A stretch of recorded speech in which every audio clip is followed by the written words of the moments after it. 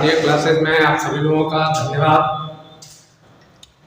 आज हम पढ़ेंगे अगले टर्म में विज्ञान में कक्षा 10 का जो विज्ञान है, जिसमें अभी इसके पीछे हमने क्षार सभी चीजों को पढ़ा, उनके सामान्य गुणों को पढ़ा।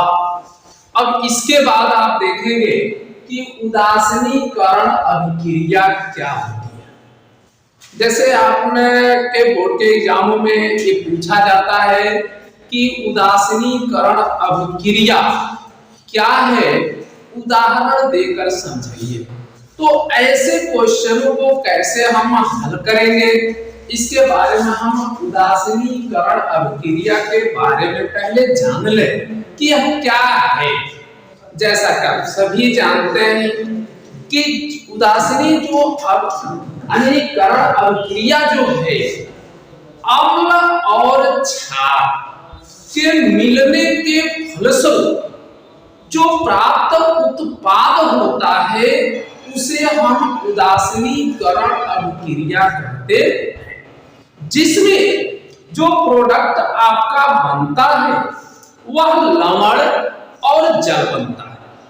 जब कहीं भी आपको ये दिखाई दे कि यहाँ पे लवण और जल बन रहा है, तो ये निश्चित समझ लेना चाहिए कि वहां पे हमारी उदासीनीकरण अभिक्रिया हो रही है। ये दिमाग में रखना है आपको। तो जैसे आपने देखा कि अभी हमने कहा कि अम्ल और क्षार, अम्ल और क्षार की परस्पर अभिक्रिया, परस्पर अभिक्रिया के फलस्वरूप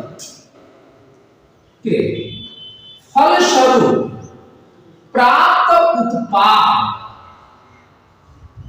उत्पाद लवण एवं जल बनते हैं। ये पहले दिमाग में अनिक कह रहा है कि अम्ल और क्षार की परस्पर अभिक्रिया के फलस्वरूप प्राप्त उत्पाद लवण एवं जल बनते हैं। तो जब लवण और जल बनते हैं तो ऐसे अभिक्रिया को, अर्थात ऐसे अभिक्रिया को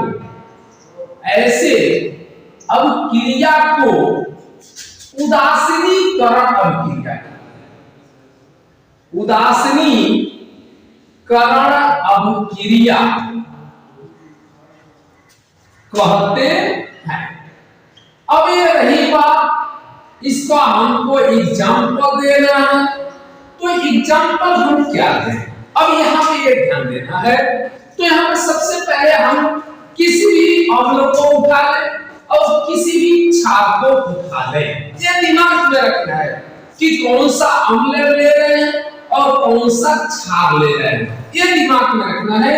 जैसे मान लीजिए आपने कहा कि हम HCl अम्ल ले रहे हैं, कोई अगला कह रहा है कि नहीं चलिए हम HNO3 अम्ल ले रहे हैं। अब ये नाना प्रकार के जो अम्ल है, अब कोई कह रहा है कि हम H2SO4 ले रहे हैं। अब सभी लोग अलग अलग अम्ल ले रहे हैं। कोई कह रहा है नहीं हम H2CO3 ले रहे हैं। कोई कह रहा है कि नहीं चलो हम एसिटिक अम्ल ले रहे हैं। अब सभी लोगों ने अलग अलग अम्ल लिया। अब जो अम्ल लिया, अब इसी तरीके से अलग अलग क्षार को भी ले लेते हैं। जैसे इसमें हमने ले लिया NaOH, इसमें ले लिया हमने KOH, इसमें हमने ले लिया MgOH का होल ट्वाइस, दिमाग में रखिए।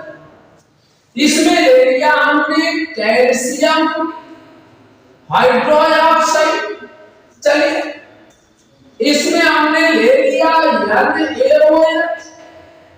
ऐसे कहीं भी हम ले सकते हैं। तो इनसे जो प्राप्त जो लवण और जल बनता है, जो प्रोडक्ट होगा, अर्थात इधर हम इनको हम क्या कहते हैं, अभिकारक कहते हैं। ये पहले दिमाग में रखे रहना, अभिकारक। जबकि इस तीर के जो दाहिने साइड में है, यानी ये लेफ्ट हैंड साइड हो गया। अब तीर के या राइट हैंड साइड में आप पहला काम करें कि क्या बनेगा, इसको ध्यान दीजिएगा। जब हम यहाँ पे रिएक्शन को करते हैं तो देखिए यहाँ पे ये Cl बनाता है, अर्थात यहाँ पे आपका NaCl बना, और यहाँ पे H और OH मिलकर के आपके जल बना दिए।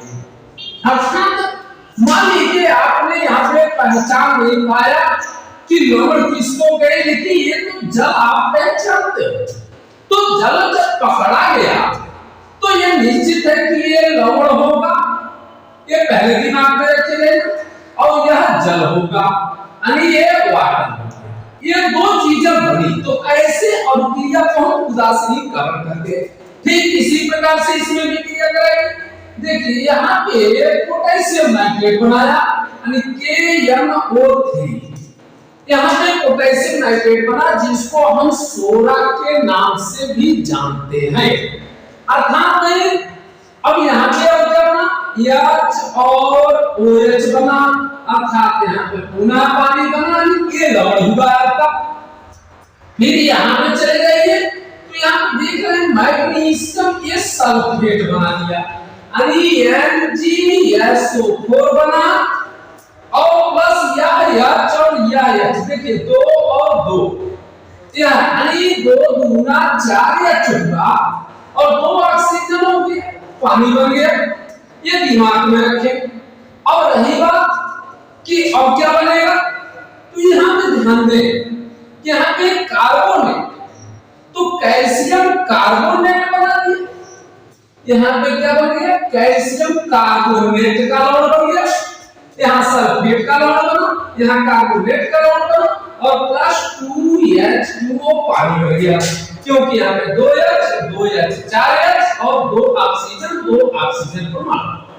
अब यहाँ पे आइए, यहाँ पर क्या है, यहाँ H को इनके साथ दे दीजिए, तो ये बना दिए H2O, और प्लस यहाँ से H विस्थापित हुए, तो अर्थात यहाँ पे Na आ जाता है, अर्थात CH3COONA। अब देखिए ये सभी लवण आपके बने और जल भी बने।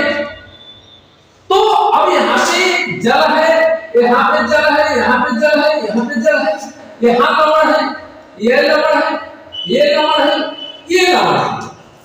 अब क्वेश्चन ये उठता है कि आखिर हाइड्रोक्लोरिक अम्ल और कास्टिक सोडा से बना जो लवण था, इस लवण को हम कौन सा लवण कहें? लवण हम समझ गए, उदासीनीकरण हम समझ गए, लेकिन क्वेश्चन कहीं पूछ दिया कि यानी सोडियम क्लोराइड कौन सा लवण है, इसको किसका लवण कहा जाए, इसको किस प्रकार के लवणों से संबोधित किया जाए। तो सबसे पहले यहां पर देखिएगा कि जो सोडियम क्लोराइड है, इस लवण को हम क्या कहते हैं? जो पोटेशियम नाइट्रेट है, इस लवण को क्या कहते हैं? तो सबसे पहले चीज ऐसे में आपको ये पहचानना है कि इस लवणों को किस नाम से जाना जाए।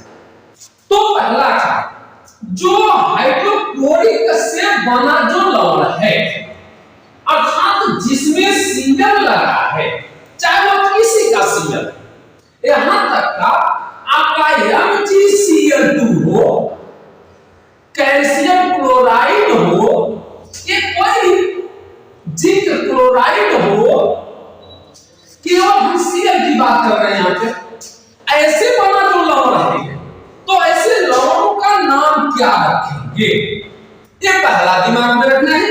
तो जब Cl से सभी बना, यानी यहाँ पे नाइट्रेट से बना है, ये भी Cl का, ये भी Cl का, ये भी Cl का, ये भी Cl का है, तो इन लवण का नाम जो होगा, देखिए Cl से बना, जो लवण होता है इसे हम कहते हैं क्लोराइड्स, यानी क्लोराइड्स का लवण, इसे हम कहते हैं नाइट्रेट्स, नाइट्रेट्स का लवण, क्योंकि ये नाइट्रेट्स है, ये क्लोराइड्स हैं। अब देखिए ये भी क्लोराइड्स हैं, फिर इसके बाद ये भी क्लोराइड्स हैं, ये भी क्लोराइड्स हैं, जबकि ये जो लवण है वह नाइट्रेट्स है। इसी तरीके से आप यहां पे यदि आते हैं MgSO, ध्यान दीजिएगा यहाँ पे MgSO4 है, तो इसको कौन सा लवण कहते हैं? तो ऐसे लवण का नाम कहते हैं सल्फेट्स, सल्फेट्स लवण नाम देते हैं। फिर इसके बाद यहाँ पे आता है कार्बोनेट, जैसे कैल्शियम कार्बोनेट, तो इस लवण का क्या नाम है? तो इसको हम कहते हैं कार्बोनेट्स। क्या कहते हैं? कार्बोनेट्स, यानी इस नाम से इसको जानते हैं। अब यहाँ पे कौन से लवण का नाम लेंगे? ये पहले दिमाग, तो एसीटेट्स, इसका नाम हो जाता है एसीटेट्स। तो इसको हम बोलते हैं CH3COONO, यानी ये लवण का क्या नाम होगा? इसको बोलते हैं एसीटेट्स, एसीटेट्स, यानी ये जिसके बने जो लवण होते हैं, क्योंकि ये जो लवण बना है वो एसिटिक अम्ल से बना है, तो इसके बने जो लवण है, इस लवण का नाम होगा एसीटेट्स का लवण। इससे बना जो लवण है ये होगा कार्बोनेट्स का लवण, ये है सल्फेट्स का लवण, ये है नाइट्रेट्स लवण, ये है आपका क्लोराइड्स लवण। ये दिमाग में रखें, तो ये चीजें कभी कभी पूछ देता है। अब फिर आगे देखें, जैसा कि आप सभी जानते हैं, अब इन लवणों को यदि जलीय विलयन में घोला जाए तो दिमाग में रखना तब कौन सी परिस्थिति सामने आती है, इसके बारे में थोड़ा सा हम जानने का प्रयास करेंगे।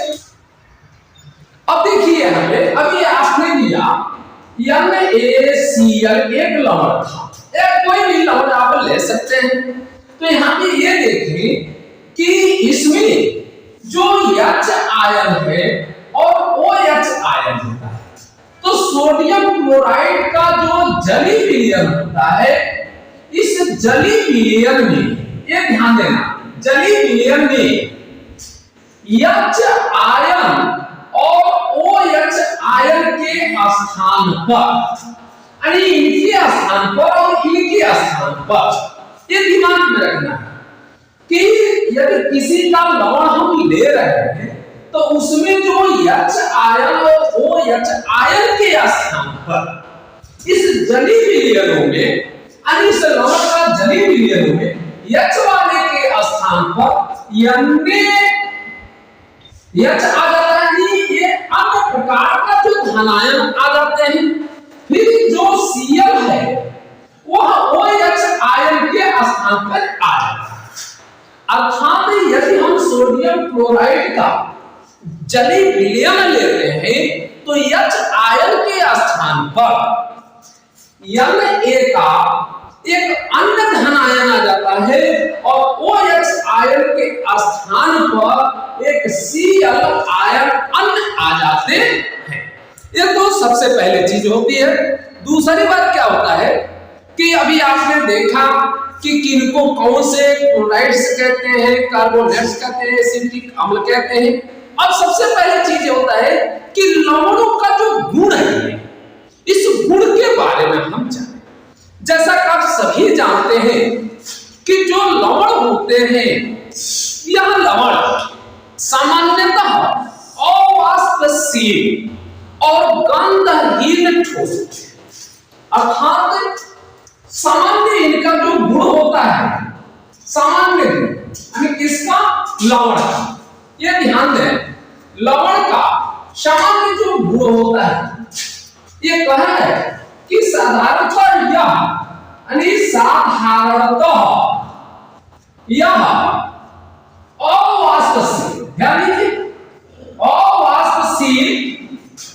गंधहीन और गंधहीन के साथ ये ठोस हो, ये ध्यान दीजिए। जब इनका हम जली विलयन लेते हैं तो जली विलयन की अवस्था में यह विद्युत के सुचालक है। जैसे जब यही यानी जो लवण है यह यदि ठोस अवस्था में है, किस अवस्था में, सॉलिड के स्टेट में है, तो यह विद्युत का सुचालक नहीं होता। क्यों नहीं होता? क्योंकि इस पर कोई मुक्त इलेक्ट्रॉन नहीं होते हैं, यानी कोई मुक्त इलेक्ट्रॉन, ये ध्यान दीजिएगा, मुक्त इलेक्ट्रॉन नहीं होते हैं। और मुक्त इलेक्ट्रॉन के न होने के कारण ही ये विद्युत के कुचालक की परिस्थिति होते हैं। कब? जब ये ठोस अवस्था में होते हैं तब। जब इन्हीं का जो जली विलयन होता है, ये ध्यान दीजिएगा, इन्हीं का जो जली विलयन हम लेते हैं तो जली विलयन में ध्यान दीजिएगा ये आयनों में टूट जाते हैं। अर्थात जब इनका हम जली विलयन लेते हैं, यानी NaCl का जली विलयन, यानी ये जली विलयन में आयन मुक्त करते हैं। अर्थात NaCl का जब हम H2O में विलीन करते हैं तो यह NaCl का ये इक्वस बन जाते हैं और इक्वस के ये पोजीशन में Na+ और Cl- में ये बढ़ जाते हैं, तो ये आयन मुक्त करते हैं। जब ये आयन बनते हैं तो यह तुरंत ये जो आपके लवण होते हैं, ये लवण आपके विद्युत के सुचालक, यानी विद्युत के सुचालक हो जाते हैं। ये तो पहले दिमाग में रखे रहना, तब यह सुचालक बनने का कार्य करते हैं। ठीक, अब इसी प्रकार से और इन्हें क्या कर सकते, इन्हीं को हम आयनिक यौगिक भी बोल सकते हैं। क्या बोल सकते हैं? आयनिक यौगिक भी होते हैं। ये पहले दिमाग में रखे ना। तो इस तरीके से हम उदासीनीकरण की अभिक्रिया को समझ लेते हैं, जबकि यह पेपर में आता भी है। ये मोस्ट इंपॉर्टेंट समझिएगा पेपर के लिए, क्योंकि ये बहुत छोटा सा क्वेश्चन होता है, 1-2 नंबर में पूछ देने का कार्य करता है।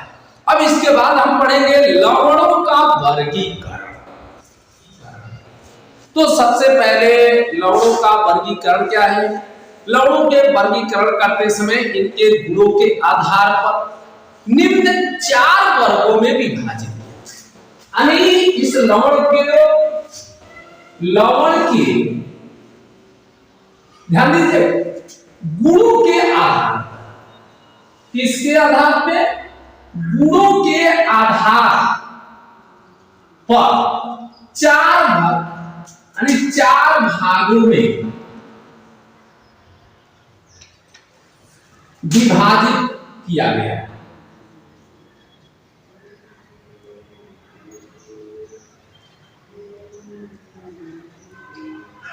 अब 4 भाग है तो पहला दिमाग में रखिएगा, इसको हम कहते हैं सामान्य लवण। दूसरा आता है द्विक लवण, तीसरा आता है संकर लवण, चौथा आता है मिश्रित लवण। ये ध्यान दीजिए, मिश्रित लवण।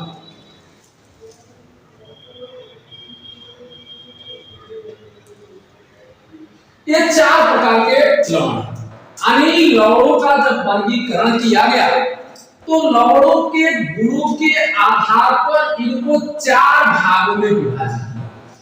कितने में? 4 में। तो सबसे पहला जो भाग है वह है सामान्य लवण, दूसरा है द्विक लवण, तीसरा है संकर लवण और चौथा है मिश्रित लवण। अब यहाँ पे हम सबसे पहले चर्चा करेंगे इस सामान्य लवण का, कि सामान्य लवण क्या है। ये सबसे पहले चीज ये देखेंगे, यानी जो हमारा नॉर्मल साल्ट है ये क्या है?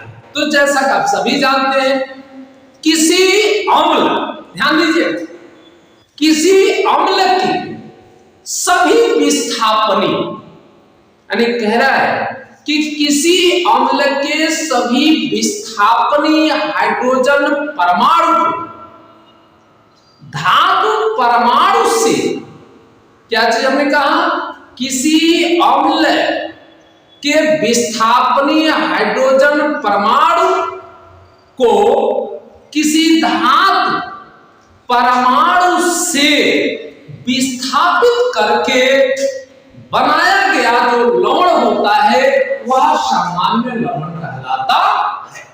जैसे इसका कहने का मतलब क्या है कि किसी भी आप अम्ल को ले लिए और उस अम्ल में से हाइड्रोजन को विस्थापित कर दिया गया, और विस्थापित करने के बाद जो हमारा लवण बना, उस लवण को ही हम सामान्य लवण कहते हैं। जैसे आप सिंपल तौर से इसको समझ सकते हैं, जैसे मान लीजिए आपने लिया NaOH को लिया और यहाँ पे HCl को लिया, तो क्या है कि किसी अम्ल में उपस्थित हाइड्रोजन परमाणु को, तो किसी अम्ल में हाइड्रोजन परमाणु अर्थात इसको, और किसी अन्य से धातु परमाणु, यानी धातुओं से अलग कर दिया जाए, विस्थापित कर दिया जाए, तो इससे प्राप्त जो लवण होगा वह हमारा सामान्य लवण होगा।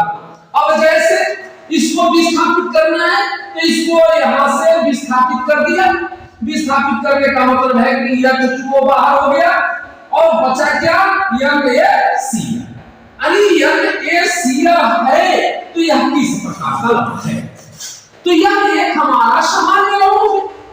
तो ऐसे सामान्य लवण, क्योंकि जो सामान्य लवण है, इस सामान्य लवण को यदि हम जलीय विलयन में डाल दिया जाए, जलीय अवस्था में लाया जाए, तो यह तुरंत आयनों में वियोजित हो जाता है। यह पहली बात जान लेना। ऐसे ही कॉपर सल्फेट होता है, हम कॉपर सल्फेट को ले लेते हैं, ये दिमाग में रख लेना ना। और साफ कॉपर सल्फेट भी आपका क्या है, आपका एक सामान्य लवण है, ये पहले दिमाग में रखे रहेगा। क्यों है, क्योंकि कॉपर हाइड्रोक्साइड के साथ यदि हम H2SO4 की क्रिया कराते हैं तो इससे बना लवण हमारा क्या होता है, सामान्य लवण होता है। कैसे देखिए, कॉपर हाइड्रोक्साइड को हमने लिया और H2SO4 के साथ क्रिया कराया, ये हाइड्रोजन को विस्थापित होगा। हाइड्रोजन को विस्थापित करने का मतलब होता है कि H2O विस्थापित हो गया और इसके बाद एक कॉपर सल्फेट बन गए, अर्थात कॉपर ये सल्फेट बन गए। और कॉपर सल्फेट का जलीय विलयन में जब आप जाएंगे तो यह तुरंत आयनों में वियोजित हो जाएंगे। जैसे मान लीजिए आपका Na है, Cl है, तो यह आयनों में जब वियोजित होगा तो आयनों में वियोजित होने का मतलब होता है Na और Cl-, जबकि यह एक उत्क्रमणीय अभिक्रिया होती है। क्या हो जाती है, उत्क्रमणीय। इसी तरीके कॉपर सल्फेट को लेते हैं तो यह भी उत्क्रमणीय अभिक्रिया दर्शाते हैं, अर्थात ये भी आपके कॉपर +2 आयन और प्लस सल्फर आपके इस तरीके से आयनों में वियोजित हो जाते हैं, तो इसको हम कहते हैं सामान्य लवण। ठीक इसी प्रकार से आपके पोटेशियम नाइट्रेट भी सामान्य लवण होता है, इसमें आ जाता है KNO3, ये भी आपका एक सामान्य लवण है।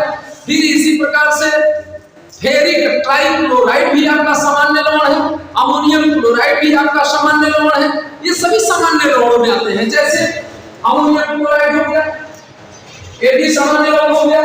इसके बाद फेरिक ट्राइक्लोराइड भी ये सामान्य लवण में आते हैं। लेकिन अब इसमें ये दिमाग में रखना भी है कि जो सामान्य लवण है यह अधिकतर अम्लीय, क्षारीय और उदासीन, यानी जो सामान्य लवण है ये अम्लीय, क्षारीय और उदासीन होते, परंतु सभी नहीं कह सकते। परंतु लगा जाए, ये दिमाग में रखे रहे, परंतु सभी सामान्य लवण, ये दिमाग में रखना है कि वह अम्लीय, क्षारीय, उदासीन तीनों अवस्था में नहीं होगी।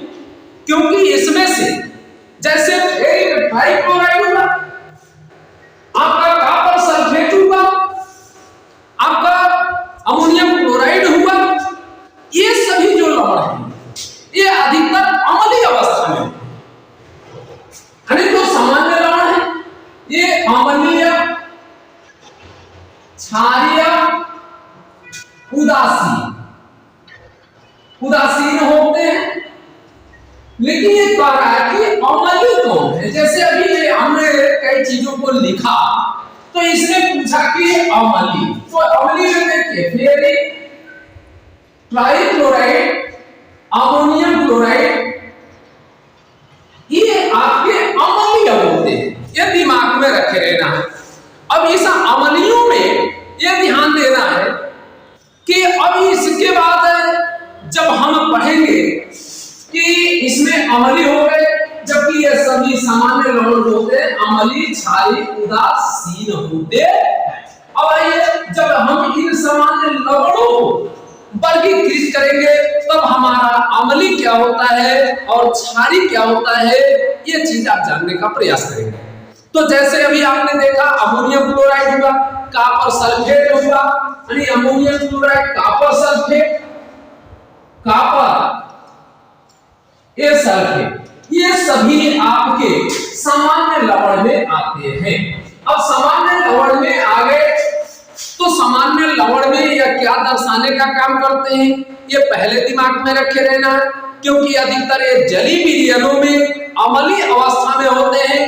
तथा यहीं पर यदि हम पोटेशियम साइनाइड को ले लेते हैं, कार्बोनिक अम्ल को ले लेते हैं, जैसे हम सोडियम कार्बोनेट ले लें, तो वहां पे ये जो लवण होंगे, KCl ले लिए, हम सोडियम कार्बोनेट ले लिए, ऐसे लवण को ले लिए, क्योंकि आप कह रहे हो कि सभी सामान्य लवण अम्लीय, क्षारीय, उदासीन होते, जिसमें कि अभी आपने देखा कि कुछ जैसे अमोनियम क्लोराइड था, फेरिक क्लोराइड था, इसी में आपका फेरिक क्लोराइड, अमोनियम क्लोराइड, ये सभी आपके अम्लीय थे, कॉपर सल्फेट, ये सभी अम्लीय थे। लेकिन यहाँ पे यदि पोटेशियम साइनाइड को ले लिया जाए और सोडियम कार्बोनेट को ले लिया जाए तो ऐसे जो लवण होंगे ये आपके क्षारीय होते हैं, यानी ये क्षारीय गुण को प्रदर्शित करते हैं। तो सबसे पहले चीज जो अम्लीय है और जो क्षारीय गुण होता है, यह किसी भी लवण में उपस्थित मूलकों के उपस्थिति पर निर्भर करता है, यानी रेडिकलों पर निर्भर करता है, ये दिमाग में पहले रखना। अब इसके बाद हम फिर देखें कि जो हमारा अम्लीय मूलक है इसे क्या कहेगा। अब आकर के आप देखें कि जो हमारा सामान्य लवण था, सामान्य लवण, अब ये सामान्य लवण को मुख्यतः 3 भागों में विभाजित, सामान्य लवण 3 प्रकार के होते हैं।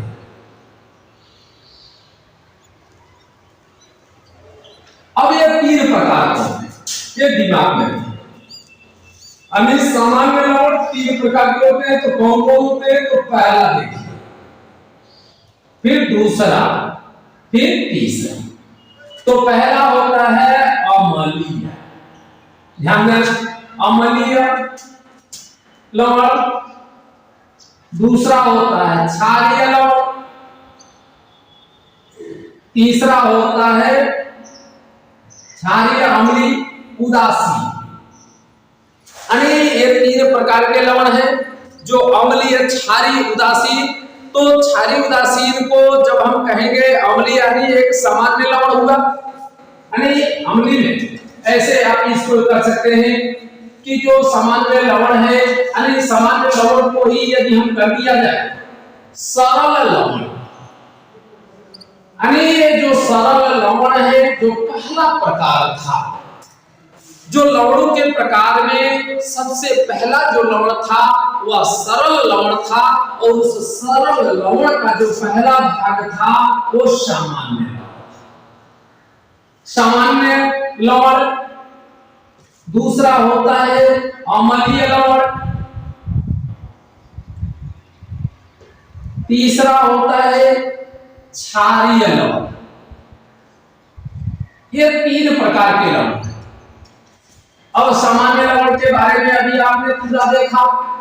अब अम्लीय लवण अभी इसमें आपने देखा, फिर अम्लीय लवण को भी आपने देखा। फिर इसके बाद आप देखेंगे कि अम्लीय लवणों में और विशेष चीजें क्या होती हैं, क्योंकि अभी आपने सामान्य लवण को देखा कि कौन कौन सामान्य लवण थे। अब इसमें आपको देखना है अम्लीय लवण क्या थे। तो आप जैसा कि जानते हैं कि किसी भी कार्बनिक और कार्बनिक अम्ल के विस्थापनी हाइड्रोजन परमाणु के जो आंशिक विस्थापन होता है, अर्थात आप कह सकते हैं किसी भी कार्बनिक और कार्बनिक अम्ल के विस्थापनी हाइड्रोजन परमाणु के आंशिक विस्थापन से प्राप्त लवण जो होता है वह हमारा अम्लीय लवण कहलाता है। ये पहला काम। चलिए, इसके लिए आपको धन्यवाद। यहां तक, फिर अगले टर्न में बताएंगे।